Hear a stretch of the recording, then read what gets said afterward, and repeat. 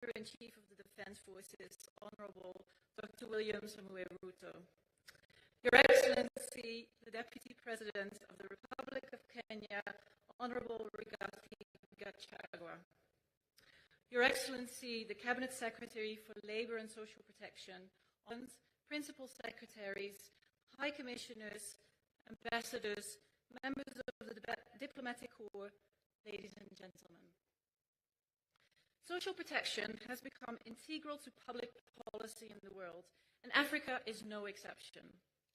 In addition to a long history of pensions and other contributory schemes for public sector workers, countries have developed and expanded non-contributory schemes targeted to the most vulnerable in our societies, including children and persons with disabilities. These schemes are very important for cushioning the effects of poverty and to enable the poor to tap into economic opportunities. Such programs have become even more important as the world faces multiple crises, such as the COVID pandemic, climate change, and other shocks. Now, Kenya has played a pioneering role in social assistance in the region. The Orphan and Vulnerable Children Grants and the Hunger Safety Net program were amongst the first cash transfer programs of their kind in Eastern Africa, and they've been held up as models of success since their inception.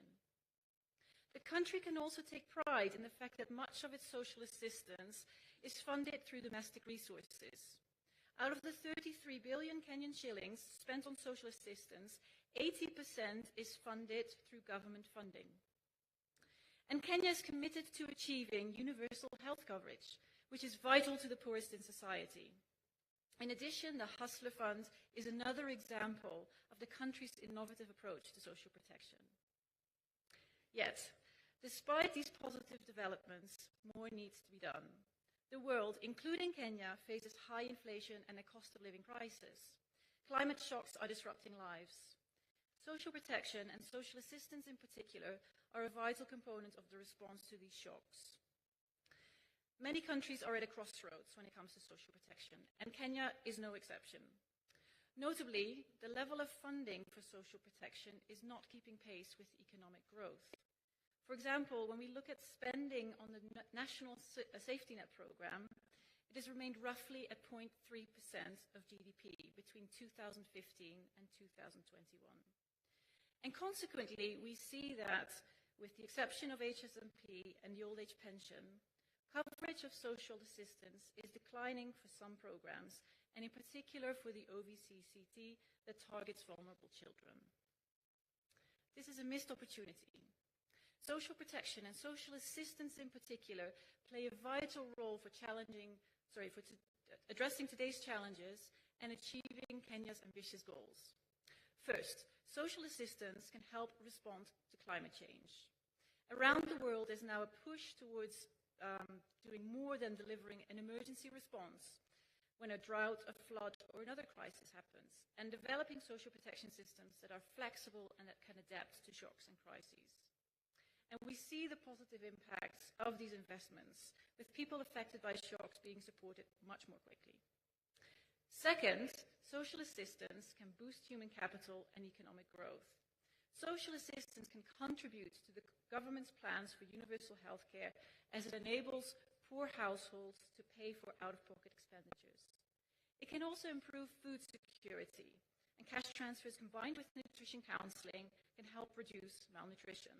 This is already happening in some of Kenya's programs, such as the Nutrition and Cash Plus program, NICE, which currently covers 5 counties. And social assistance has the potential to boost economic growth, as it allows its recipients to seek out economic opportunities, which can also have a multiplier effect at the local economy. So let me conclude this very brief speech. It is clear that social protection holds massive potential to contribute to Kenya's plans to become a high-tech economy that allows its entire population to thrive. It reduces inequality, increases resilience, boosts productivity, and creates bottom-up economic growth. And one of the most promising ways in which this can be done is to invest in a life cycle approach and invest in the early years or the first 1,000 days of a person's life. It's the single best route to create a productive workforce for an economically thriving population. Concerns about funding are valid, of course, but with high returns on investments, especially during early childhood, not investing now means having a smaller economy in future. So instead of asking, how much does it cost if we do this, we should rather ask, how much does it cost if we do not do this? So let me end by saying Kenya truly has a unique opportunity to invest and take the high road in social protection, to cultivate the benefits to the best extent possible, to reinvigorate social assistance, and to continue to be a pioneer in this field and for other countries looking to learn from Kenya. Asante. Thank you. Thank you so much, Your Excellency. The next speaker who will make his remarks is the UN coordinator, Dr. Stephen Jackson, which I suppose should take exactly 2 minutes, please, Your Excellency.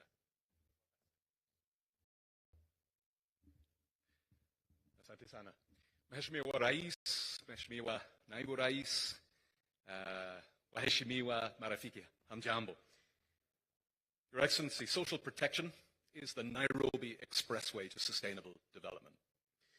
COVID, climate, conflict, they've given us some hard lessons over the last couple of years, and they underline why any well-functioning society needs a safety net. Without it, families, individuals can be trapped in a lifetime of poverty, or even for generations. Social protection is that safety net. It's been proven to reduce poverty and improve human capital outcomes. Instant social protection instruments, and my friend and predecessor mentioned this, cash transfers, in which Kenya has pioneered, have an instant impact, bettering lives for individuals, for families, for communities. And when you combine those cash transfers with other kinds of interventions around health and nutrition, you get a double effect, cushioning the poorest families against those 3 C's that I mentioned before, and many more. Waheshimiwa, the Leave No One Behind principle that's at the heart of the Sustainable Development Goals unites with the bottom-up priorities of this government. You're pledged to leave nobody behind in Kenya's development journey, and social protection is all about that. Expanding social protection, and we see this very admirable goal of going from 1.2 million to 2.5 million. And why not further? Why not to 3.6, which would bring us into line with many middle-income countries? That can be done. It'll be essential for protecting Kenya's poor and vulnerable against the ravages of climate change. It'll be essential for giving kids in Kenya the start that they need. It will be something that you have already enacted, Mheshimiwa, through many important programs that you've launched and that you are sustaining from the efforts of previous governments. As the previous speaker mentioned, cash transfer for orphans and vulnerable children and the Hunger Safety Net program were amongst the first cash-based social protection programs on the continent. They continue to prove their worth, but in recent years, coverage has stagnated. And so we need this push to increase. We need to go to universal coverage. And Kenya is now at a crossroads where, while national averages are improving, absolute figures are not, and inequalities are increasing. So this is the moment for a push. Your Excellency, as I begin to close, I'm really proud that United Nations Kenya and all of the development partners have for a number of years worked hand in hand with Kenya government to strengthen social protection. From our side, most recently, we've done this precisely with a joint program uniting WFP, FAO, UNICEF, ILO, in trying to expand the coverage, going beyond poverty-based targeting to really reaching out to the most vulnerable across many different marginalized and vulnerable populations and communities, whether those be women, children, girls, youth, persons with disabilities, the elderly, rural workers, persons living with HIV and other ailments. And I believe that that's really starting to pay dividends. So as I conclude, Mheshimiwa, as I said at the beginning, social protection is that Nairobi expressway for leaving no one behind, for lifting people up from the bottom, protecting them so they don't fall further, and giving them the chance to rise higher. So let us together extend that expressway still further. Let's build a few more thousand kilometers, and let's work towards a truly universal social protection safety net. Asante sana.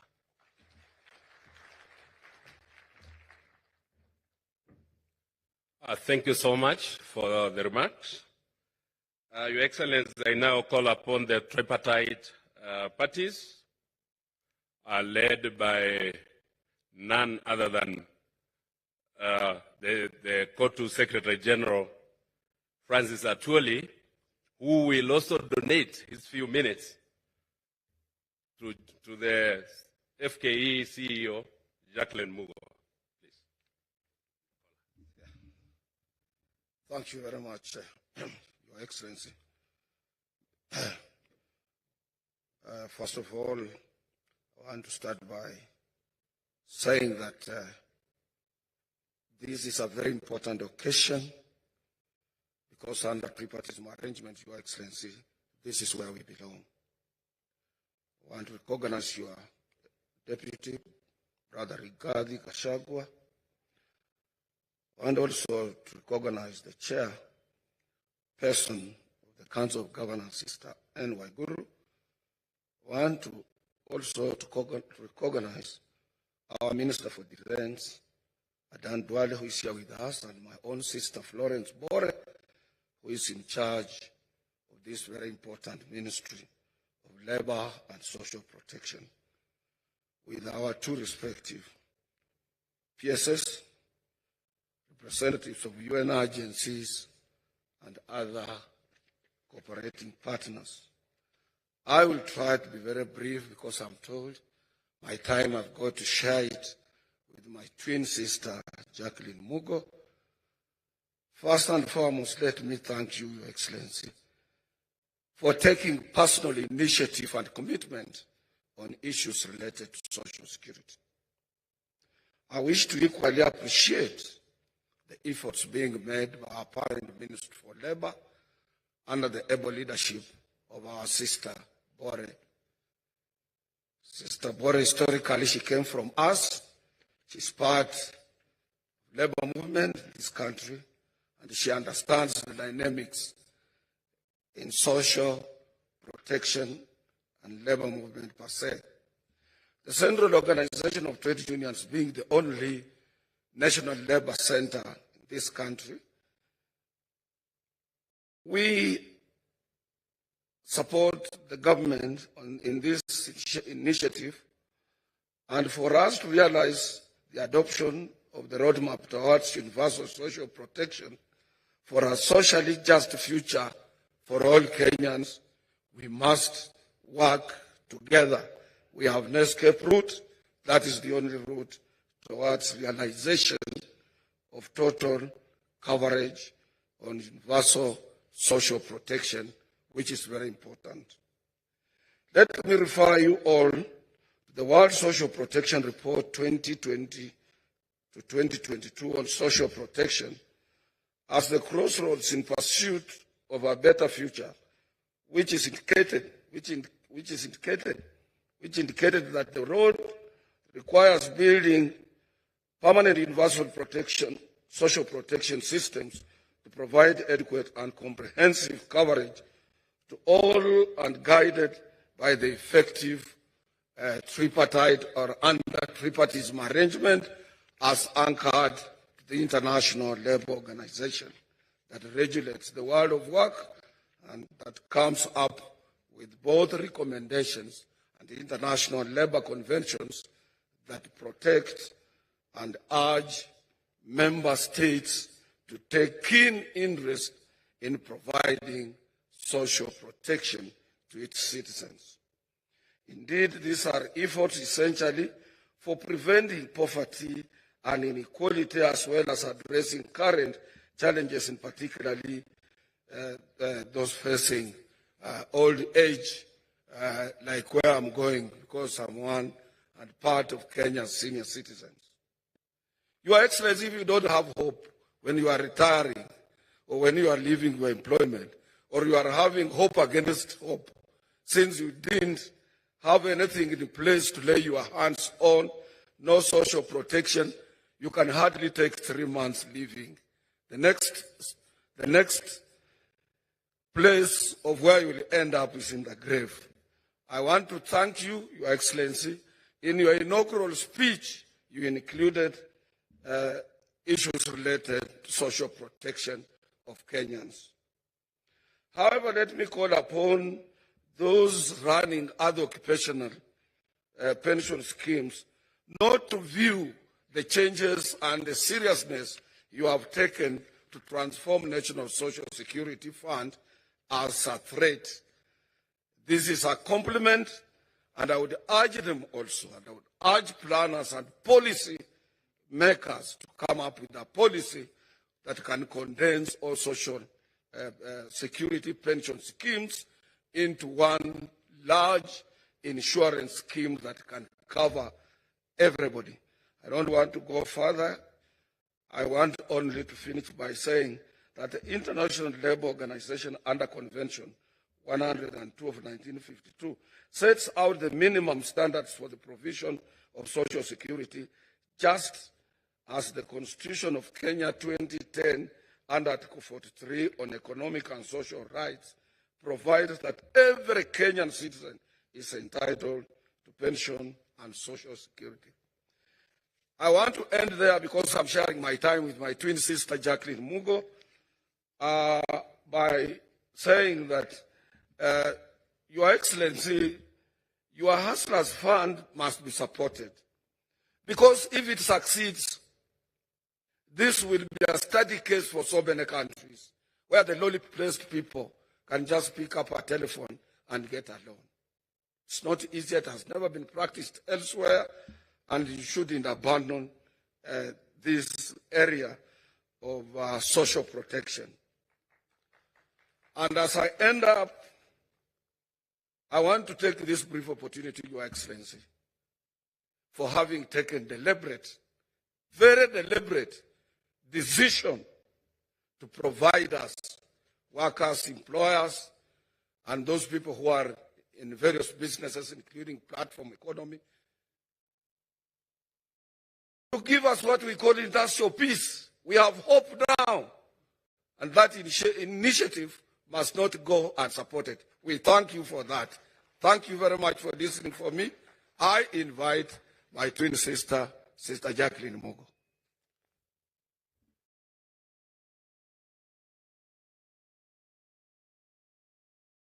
Sometimes, Your Excellency, becomes very difficult when we want wage increases.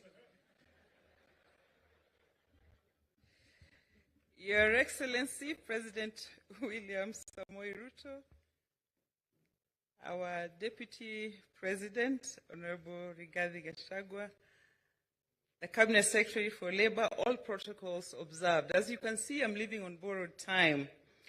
Your Excellency, I want to assure you that Francis and I have different parents, although we work in the same sector, but he loves calling me his twin sister. And I appreciate the partnership we've had with the workers over the years. It is a great pleasure and honor for me, on behalf of employers, to be part of this distinguished conference as a strategic partner on social protection matters.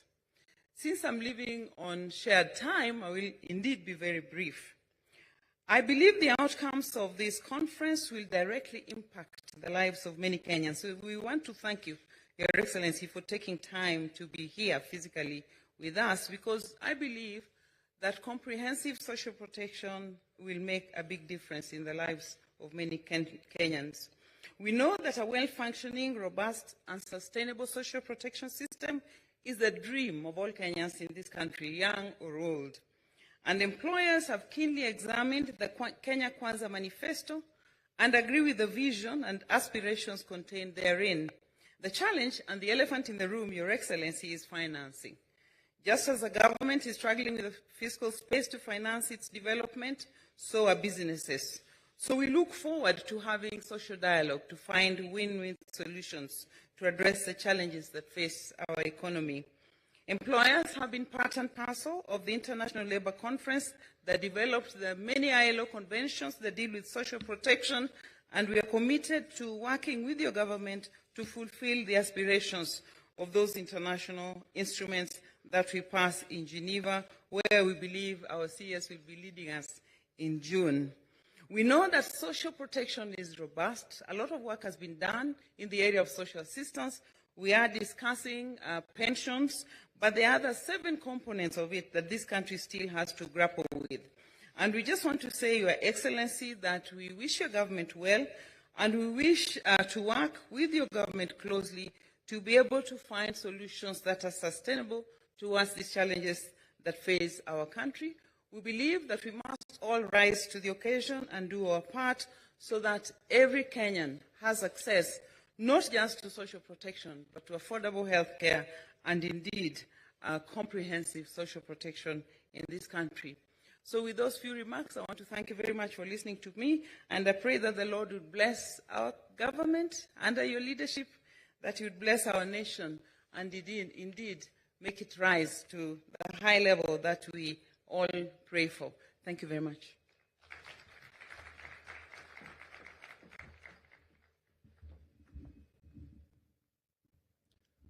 Thank you, our tripartite parties. Your Excellency, I now call upon the Chair of the Council of Governors, Honorable Anne Weguru, to come and make her remarks, and then call upon the CS Labor Social Protection, Honorable Florence Bore, to come and continue from there. I thank you, Your Excellency.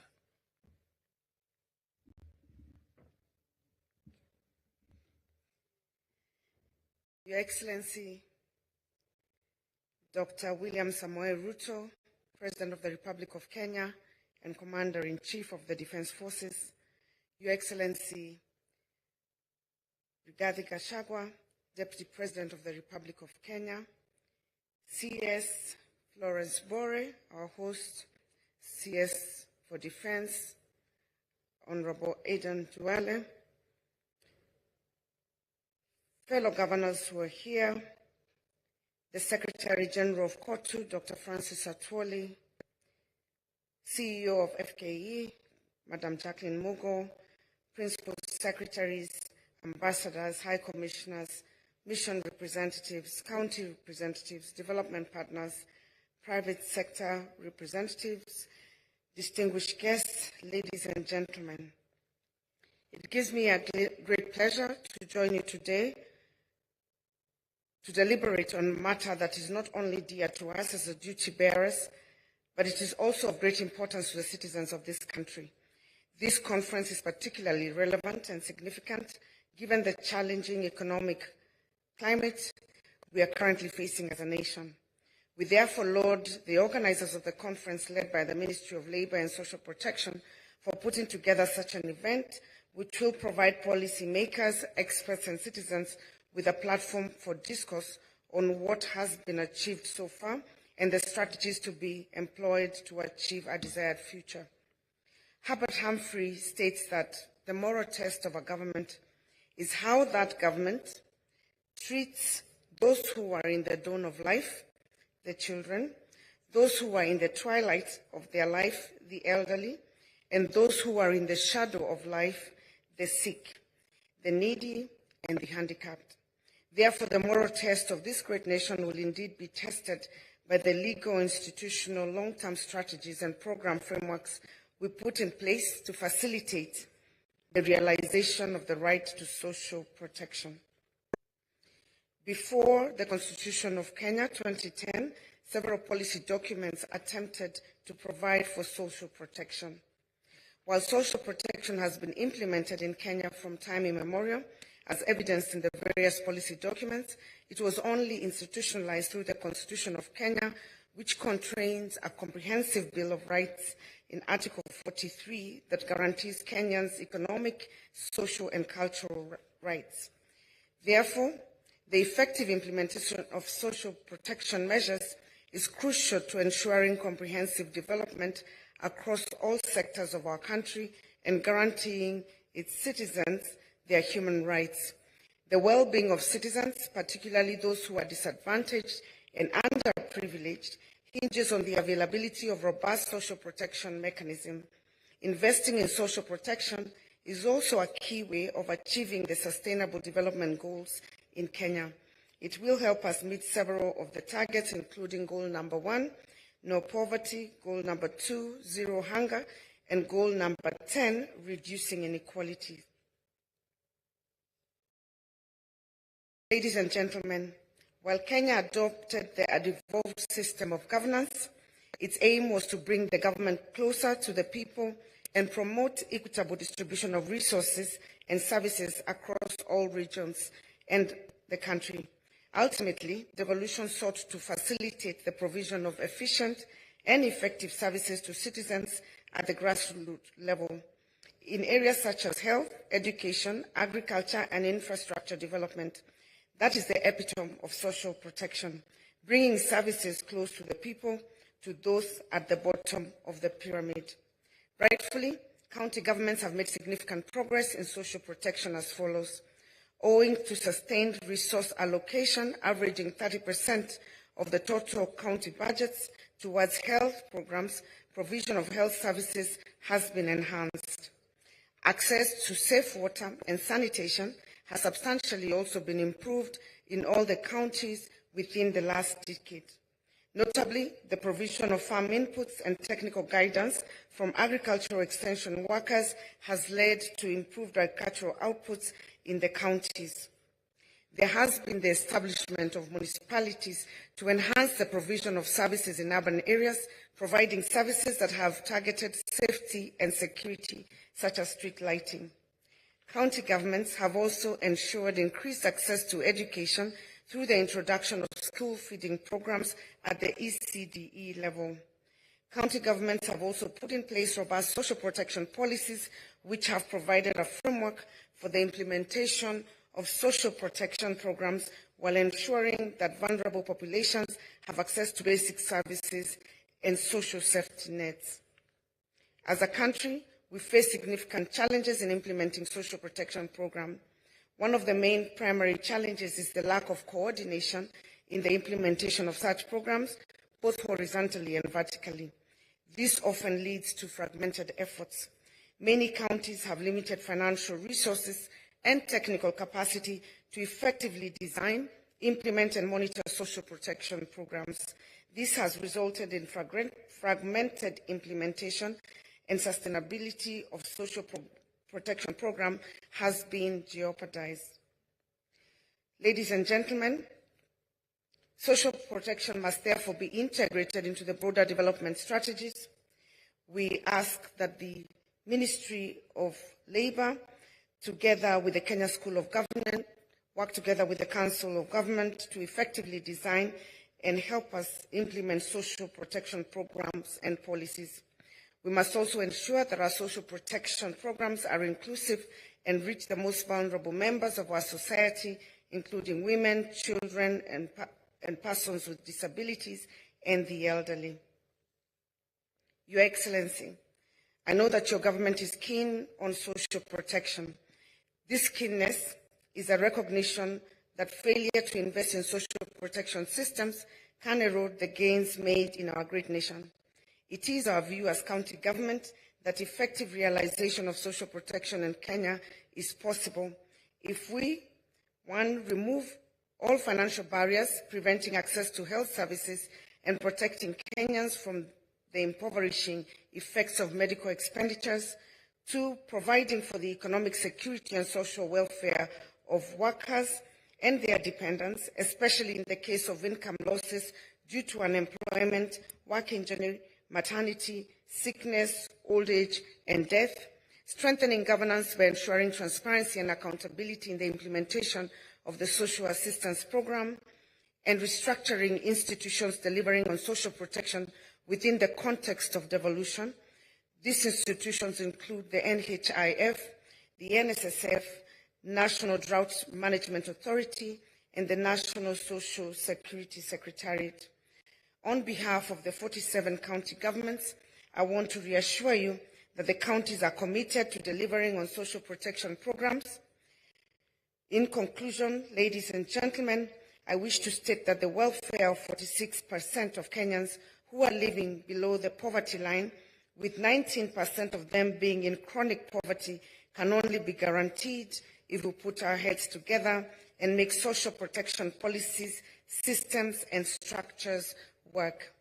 I would also like to remind all of us that by helping people participate economically and protecting those who are most vulnerable, we can build a more equal and prosperous Kenya. I wish us all fruitful deliberations ahead. I thank you. I'd like now to invite the Cabinet Secretary, our host, Honorable Florence Bore, to make her remarks. Karibu.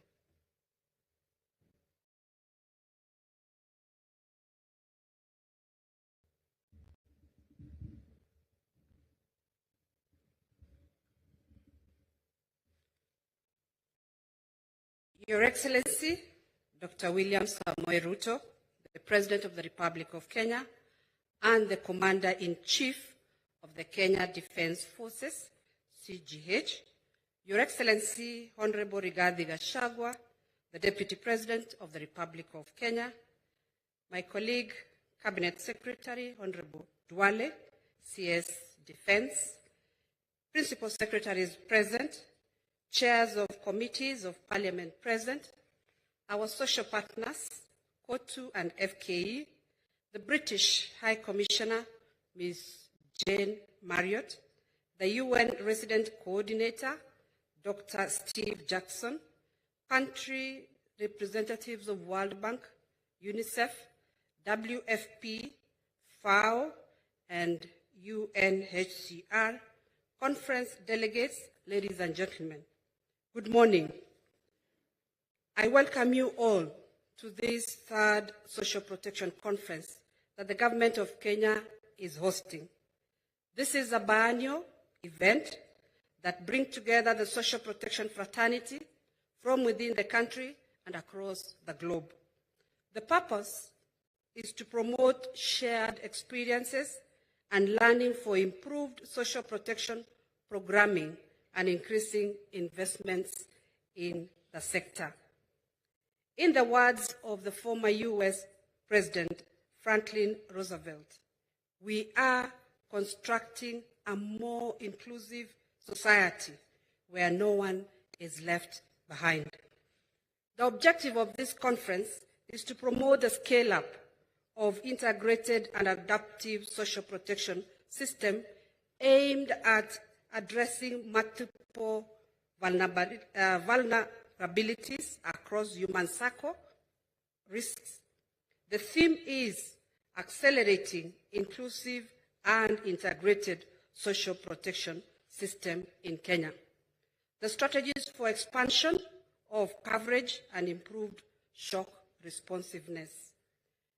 You recall, Your Excellency, that in 2018, you also officially launched the Social Protection Week, whose theme was scaling up investments in social protection for the delivery of Kenya's Vision 2030 and achievement of sustainable development goals. Over the period, social protection sector has seen increased investments, including innovative interventions for vulnerable populations affected during the COVID-19 pandemic period. Your Excellency, the social sector has a population of about 20 million, comprising of children, older persons, and persons with disabilities who require social protection services. Yet, the funding for this sector is currently at 0.7% of our GDP. We appreciate Your Excellency for making social protection a priority in your transformative agenda.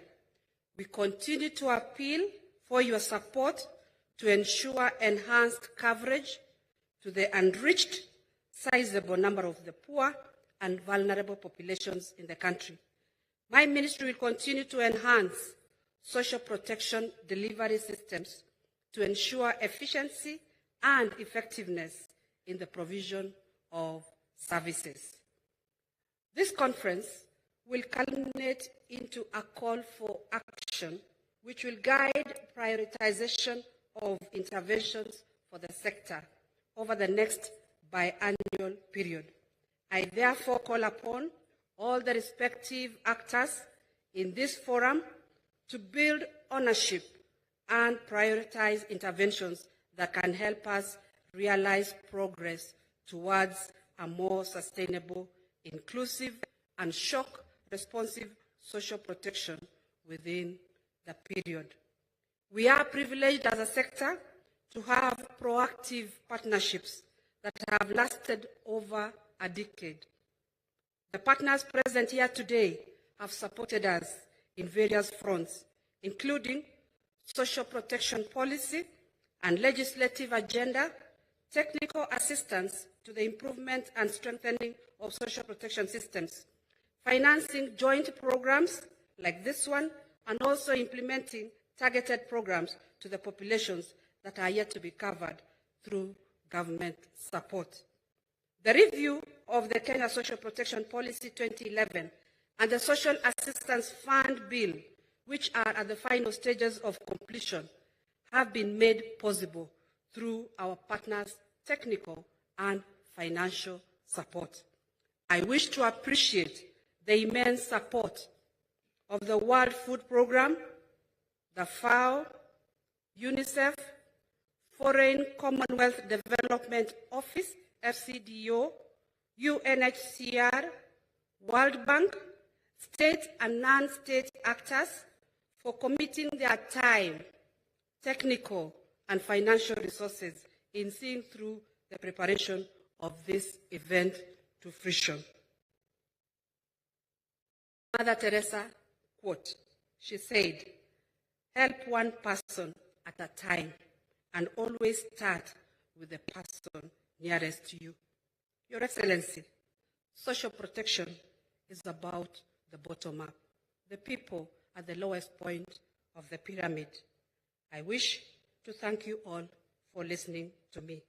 It is now my humble duty to welcome His Excellency, the Deputy President of the Republic of Kenya, Honorable Rigathi Gachagua. Karibu.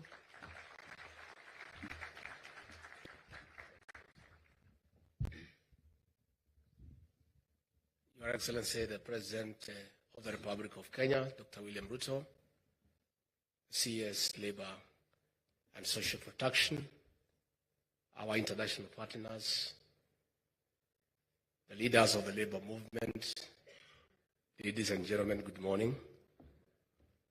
Your Excellency, I don't have much to say today. When Kenya is peaceful, business is uninterrupted, and Kenyans are busy, I don't have much to say. It is now my privilege to ask you to be upstanding as I welcome the President of the Republic of Kenya, President William Ruto. Mr. President.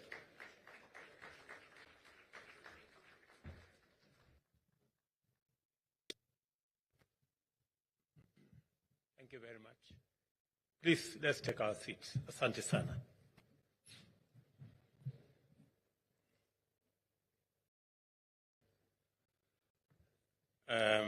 Mr. Deputy President, Ministers present,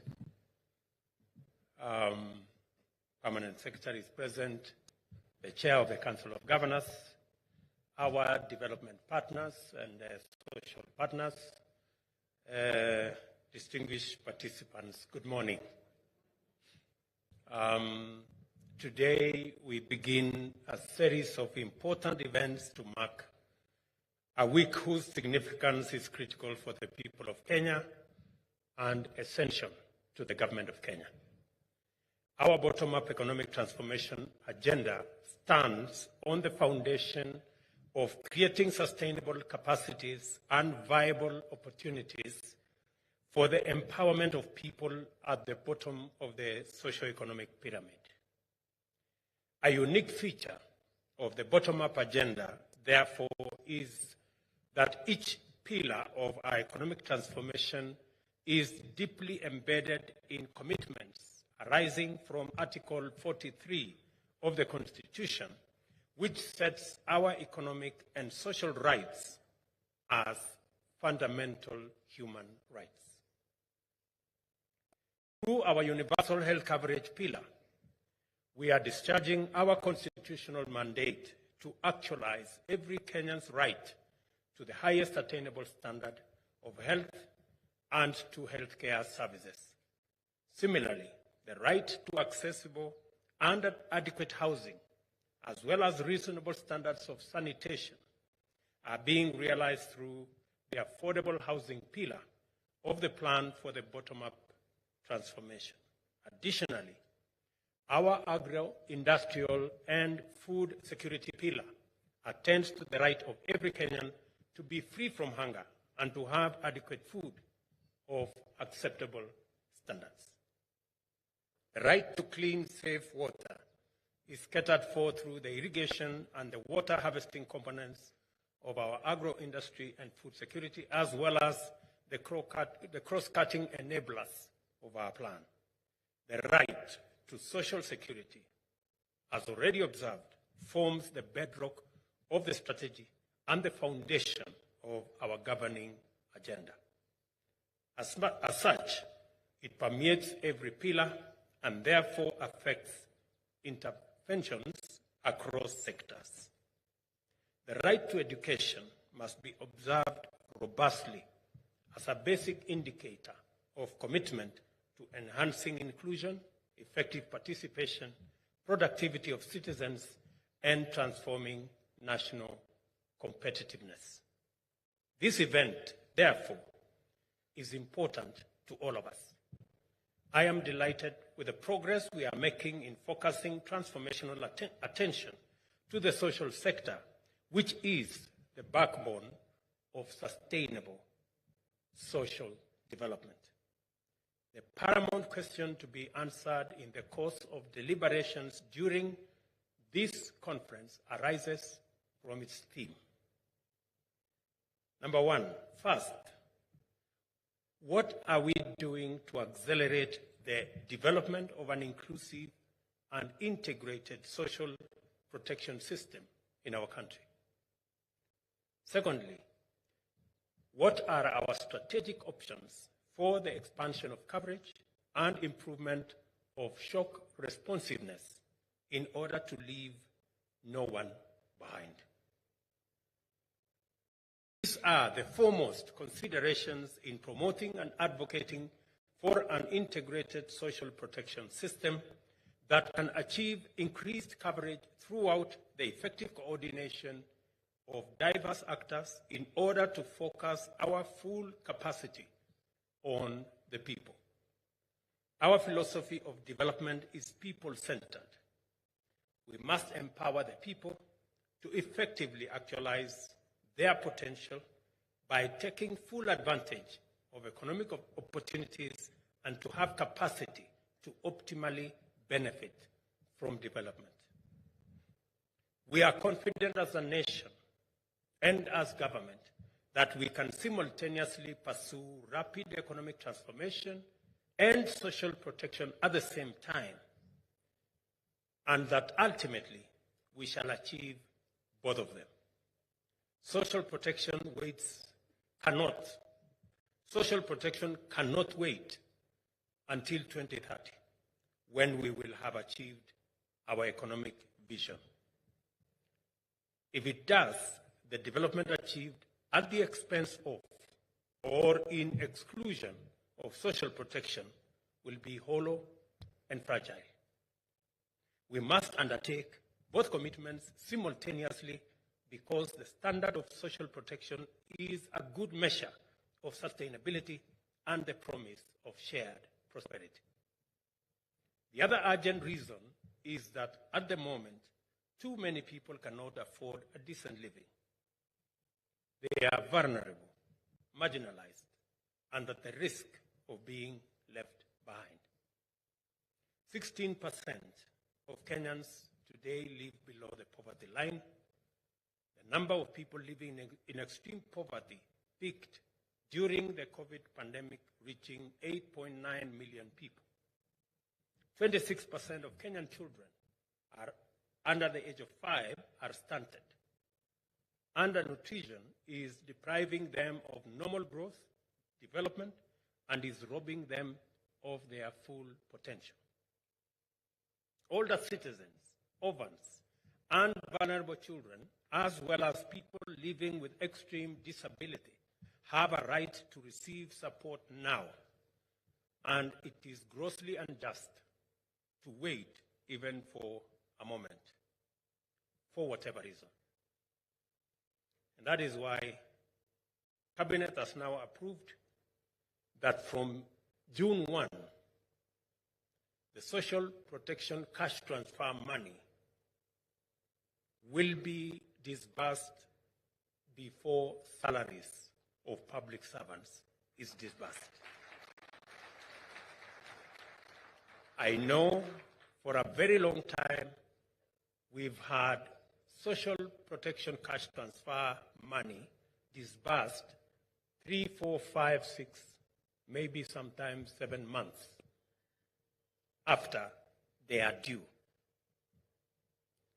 The instructions I have given and Cabinet have undertaken, and the Ministry of the Treasury have undertaken, is that from June 1, before salaries of public servants is paid, cash transfer for the vulnerable will be paid. I think it is the moral thing to do. It is the right thing to do, because if we don't look after our vulnerable, we will be a society that will be judged very harshly. It is the reason why government is implementing various strategies to extend the safety net as far as possible. The reviewed National Social Protection Policy, therefore, provides a framework to coordinate interventions across the country that are being undertaken by a broad coalition of actors from various sectors. County governments, the private sector, multilateral organizations including UNICEF and the World Bank are among the government's cherished partners and collaborators in the social protection agenda. Consequently, the government established a dedicated Department of Social Protection and Citizen Affairs. The participation of multiple partners is highly welcome and appreciated due to the limited coverage of social protection interventions under such programs as social assistance, social security, and social health insurance, which face significant resource constraints. The government has allocated 28 billion to support cash transfer programs implemented by the State Department for Social Protection. These programs include older persons, orphans, and vulnerable children, persons with severe disabilities, the hunger safety net for poor and vulnerable households in the ASAL regions, and the Inua Jamii program.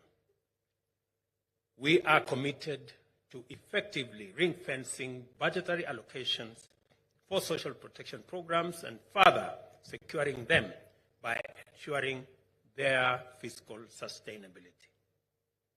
Our journey towards universal health coverage is underway. Already, maternity services and primary health care are provided free of charge in our public hospitals.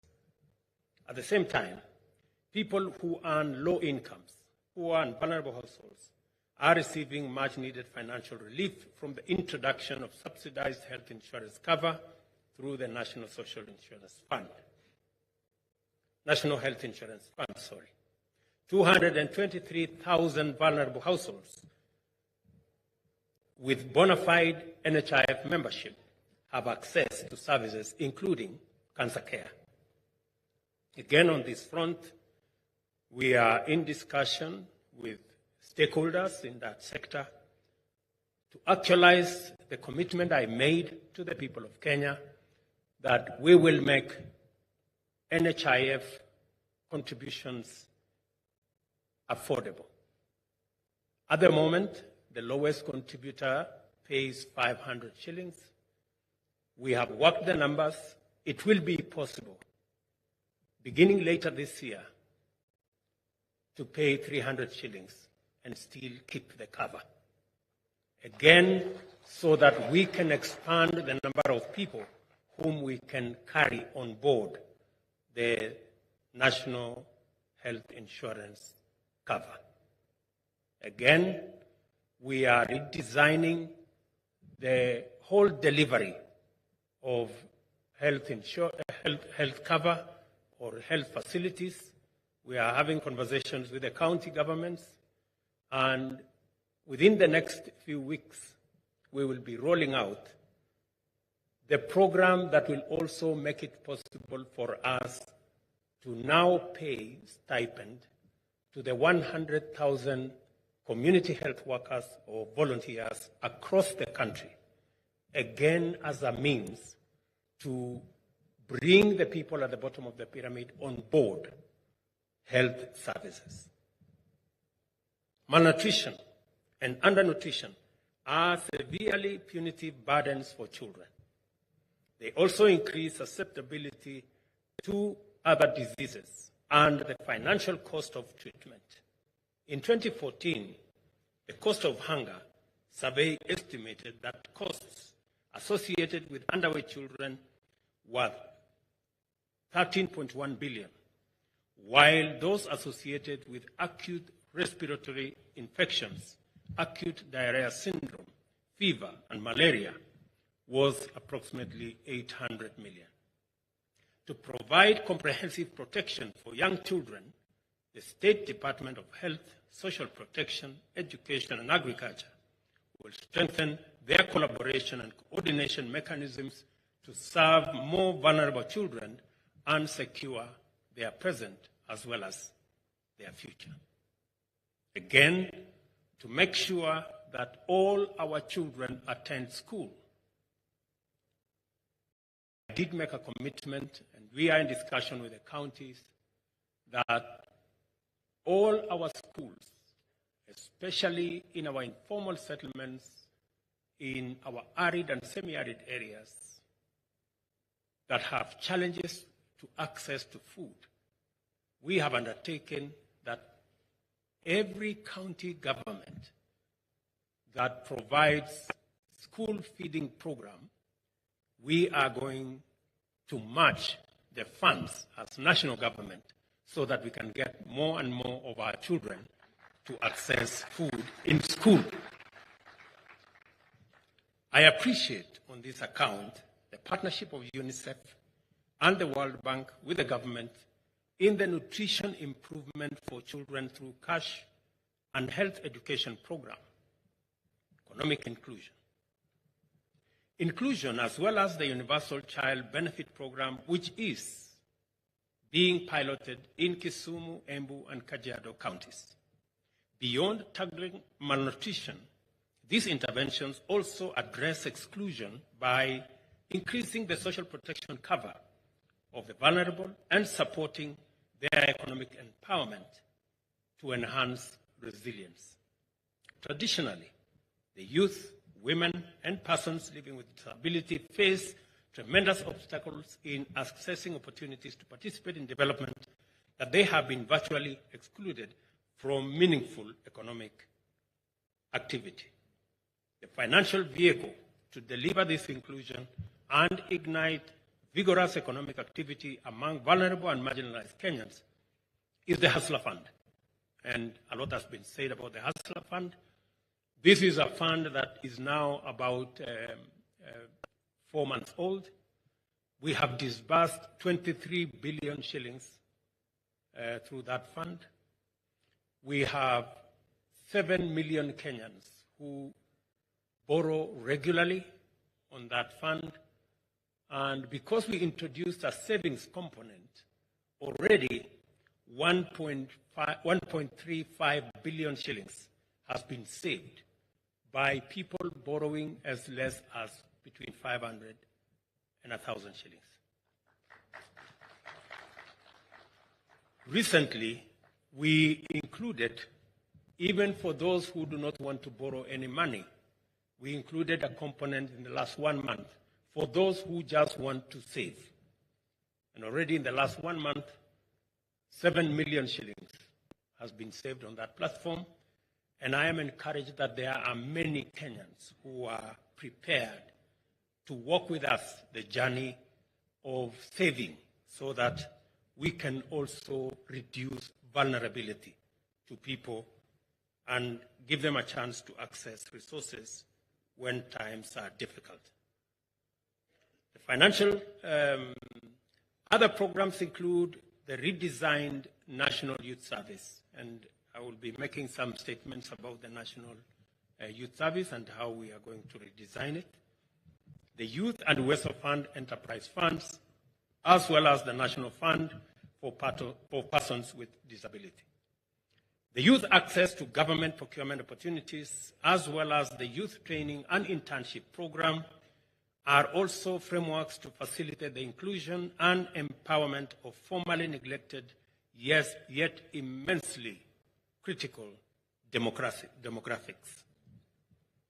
Again, as I made a commitment earlier this week, the internship program that we intentionally wanted to bring all our graduating young people from all our institutions of higher learning, that we must find a transition mechanism for them so that, and should be funded by the government of Kenya, will also provide a safe landing for our young people coming out of college, and hopefully it becomes also an intervention in terms of ensuring that citizens are cushioned from vulnerabilities that come with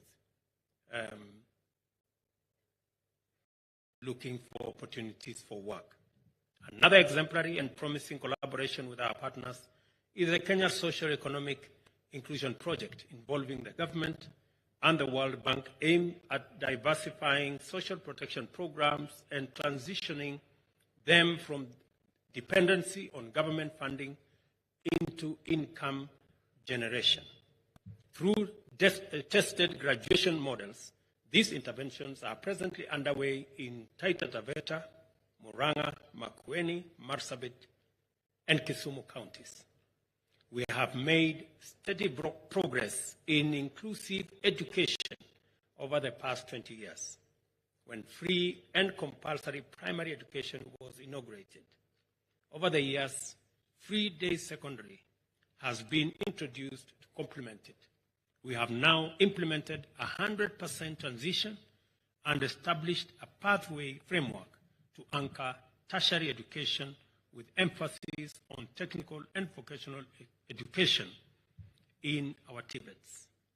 TVET is going to provide much-needed skills and innovation to power Kenya's industrialization, enable it to grow into a technical and industrial powerhouse. Necessary engagements are also underway to ensure that government provides Kenyan learners with high-quality education that will equip them to become leaders of the knowledge economy who will turn the country into a globally competitive innovation hotspot. Although Kenya's social security industry is worth 1 trillion, it has low penetration at only 17%. Out of this, many are not saving enough for adequate income replacement. It is necessary to avoid foreseeable cyclical problems arising from a population that is deprived of financial cushion of savings. I therefore urge the National Social Security Fund, the Retirement Benefits Authority, and other stakeholders in both public and private sector to collaborate in formulating an effective contribution mechanism to mobilize adequate savings for every working person. I listened very carefully to the statement made by Secretary General of KOTU, and I want to thank our social partners for their participation and their understanding. We've had challenges. We've had a problem for the last almost 10 years. We could not implement the new rates that we had negotiated. But because of their participation and their understanding, I am now happy that it is not the case anymore that citizens will be contributing 200 shillings to NSSF. That from last month, every Kenyan now will contribute 6% of their pay, so that we can progressively build cushion, so that we can also eliminate old age poverty.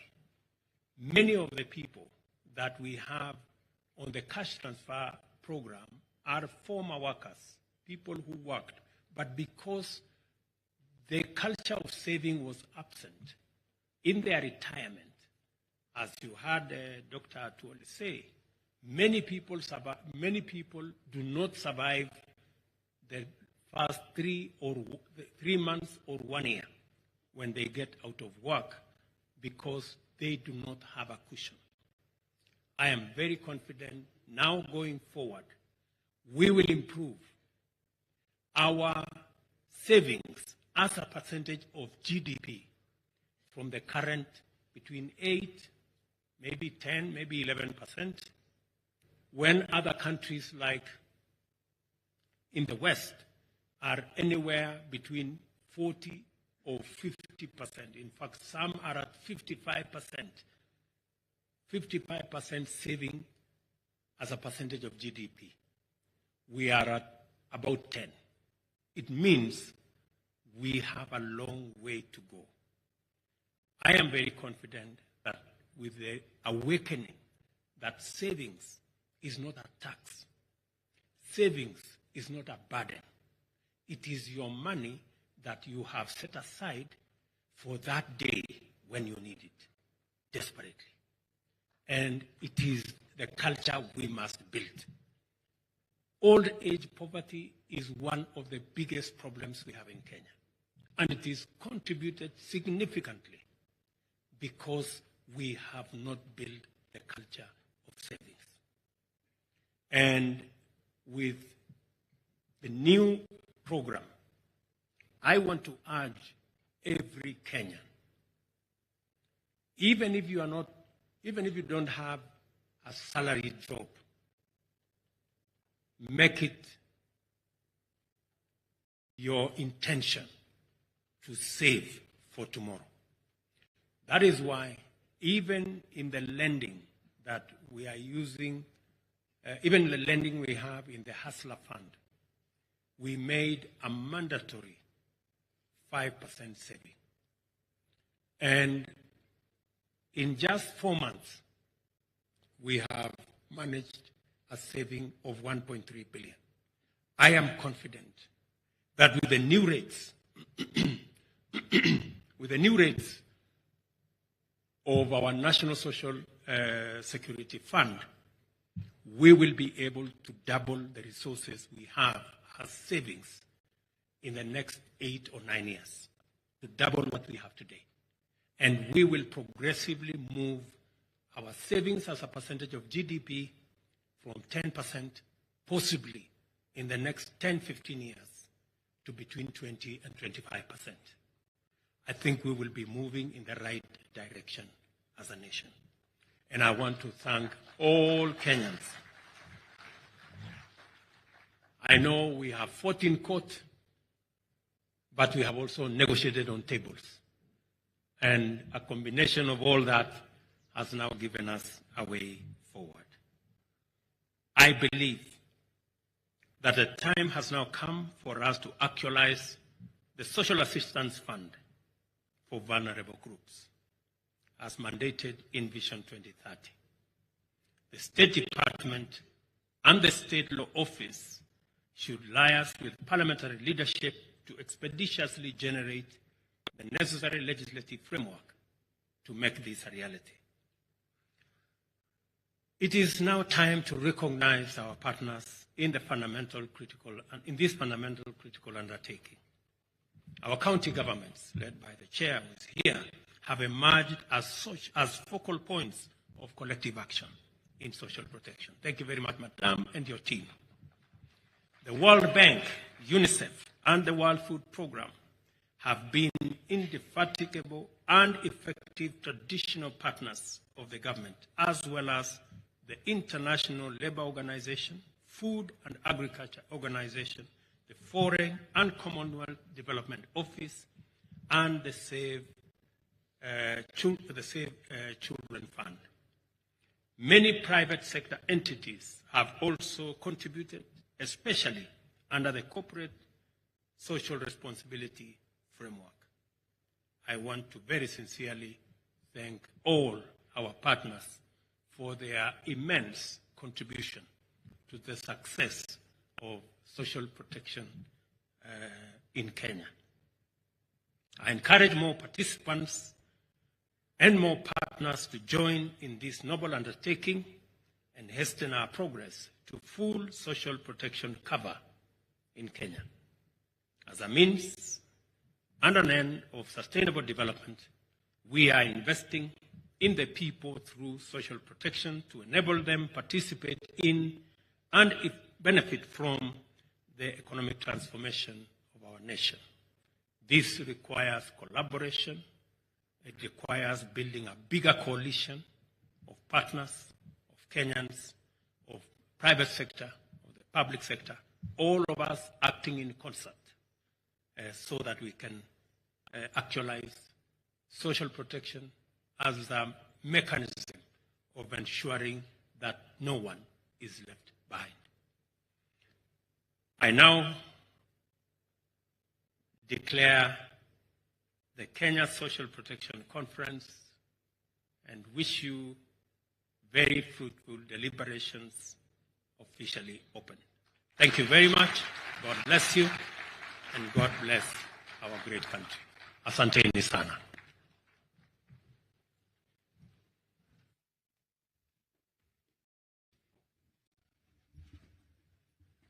Can we give another warm clap to His Excellency the President for that wonderful speech and also for the commitment made.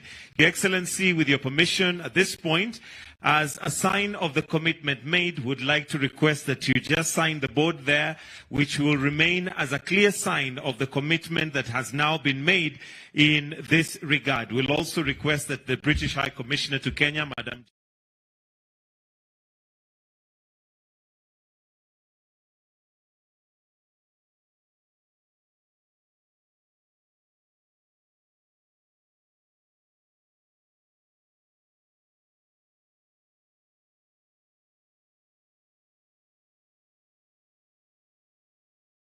Then finally, we'll also have Dr. Kitty, who's going to sign and append their signature there as a significant sign of a commitment that has now been made regarding social protection. And that beautiful, wonderful signature right there by His Excellency, the President. Thank you very much, Your Excellency. If we can also have Dr. Kitty also append her signature. Do we have Madam Marriott still in the house? Oh, she's left. Okay. We can also give our... And the last thing we'd like to do, Your Excellency, with your permission,